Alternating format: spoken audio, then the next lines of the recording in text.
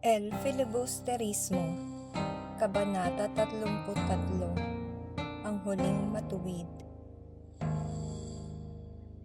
Ang araw na pinakahihintay-hintay ay dumating na. Si Simon ay maaga pa lamang ay abala na sa pag-aayos ng kanyang mga hiyas at sandata. Ang Kapitan General ay kasama rin niya sa kanyang pag-alis. Maraming tao ang nagsasabi na takot si Simon na maiwang mag-isa dahil baka raw ito ay paghigantihan ng kanyang mga inapi at pinagsamantalahan. Dumating si Basilio, nakahambal-hambal ang kalagayan. Siya ay payat na payat, gusot ang buhok at walang kaayusan ang kanyang kasuotan. Nilapitan nito si Simon at sinabing siya ay hindi mabuting anak at kapatid. Tahimik lamang na nakikinig si Simon habang nagsasalita si Basilio. Kung dati ay tinanggihan ni Basilio ang hininging tulong ni Simon, ngayon ay handa na itong tumulong at makiisa dahil utang niya kay Simon ang kanyang kalayaan. Daglian namang napawi ang pag-aalinlangan ni Simon. Dahil sa pagkakataong iyon ay natagpuan na niya ang kanyang hinahanap. Nagtungo si Simon sa kanyang laboratorio na kasama si Basilio. Inilabas niya ang isang may katangi-tanging itsura na lampara. Matapos na maalis ang ilawan ng lampara, ay lumantad ang loob ng sisidlan.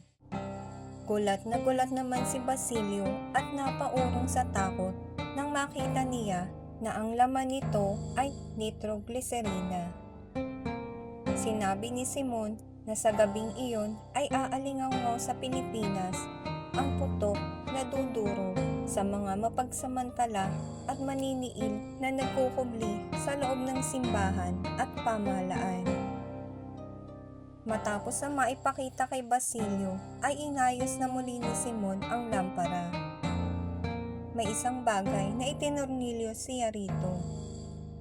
Ayon kay Simon na ang lamparang iyon ay ilalagay sa gitna ng isang kioskong kakainan sa magaganap na pistahan sa gabi ring iyon. Ang nasabing lamparang ito ay nagniningning sa liwanag. Pagkalipas ng 20 minuto ay unti-unting maglalaho ang liwanag nito.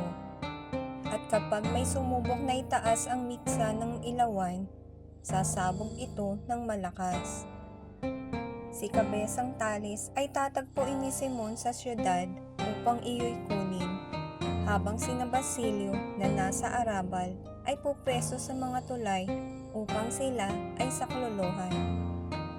Dinampot ni Simon ang isang revolver at iniabot niya ito kay Basilio. Sinabi nito kay Basilio na maghintay sa tapat ng simbahan ng San Sebastian sa ganap na 10 ng gabi para sa susunod na kautusan. Pagkasuri ni Basilio sa armas ay agad nitong isinilit ito sa kanyang bulsa.